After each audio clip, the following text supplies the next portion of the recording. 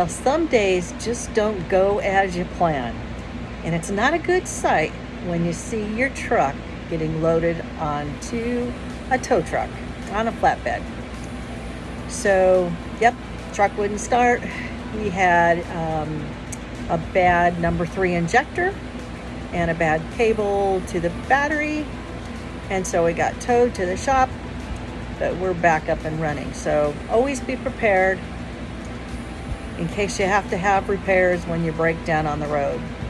So even your RV, things break, things happen. You're pulling a moving house down the road. So y'all have a blessed day. Remember, leave it better than you found it.